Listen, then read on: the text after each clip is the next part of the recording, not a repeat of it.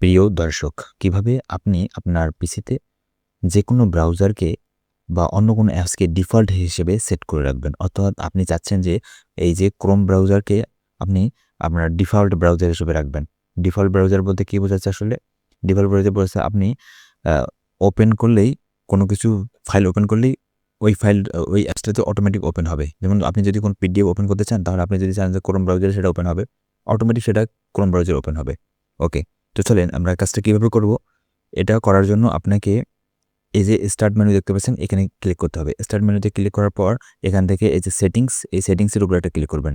Click করার পর এখানে দেখতে পাচ্ছেন অ্যাপস, এই অ্যাপসের উপরে একটা ক্লিক করবেন। ক্লিক করার পর এখান থেকে আপনি দেখতে পাচ্ছেন ডিফল্ট অ্যাপস, এই ডিফল্ট অ্যাপসের উপরে ক্লিক করবেন। তারপরে এখানে দেখেন চুজ ডিফল্ট অ্যাপস। এখানে আমার ক্রোম ব্রাউজার সিলেক্ট করা আছে।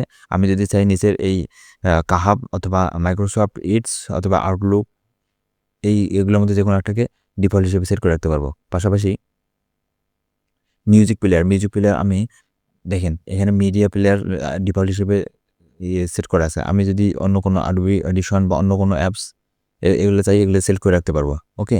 যেমন আমি যদি এটাকে ক্লিক করি, তাহলে এবার আমাদের কোনো মিউজিক প্লে করলে আমার এই অ্যাপসটাতে ওপেন হবে। ঠিক আছে?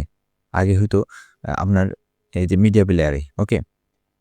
এভাবে আপনি ভিডিও প্লেয়ার সেট করে রাখতে পারেন। ভিডিও প্লেয়ার এখানে মুভি আছে, মানে কোনো যে ভিডিও প্লে করলে আমার এই যে মুভি অ্যান্ড টিভিতে ওপেন হয়। এখন আমি যদি চাই এটা না করে আমি উইন্ডোজ মিডিয়া প্লেয়ারে রাখবো, তাহলে এখানে ক্লিক করলেই আমার এটা হচ্ছে যে এখন থেকে উইন্ডোজ মিডিয়া প্লেয়ারে আর ভিডিওটা ওপেন হবে। ওকে? তো এভাবেই মূলত আপনি ডিফল্ট ব্রাউজার সেট করতে পারেন আপনার পিসিতে।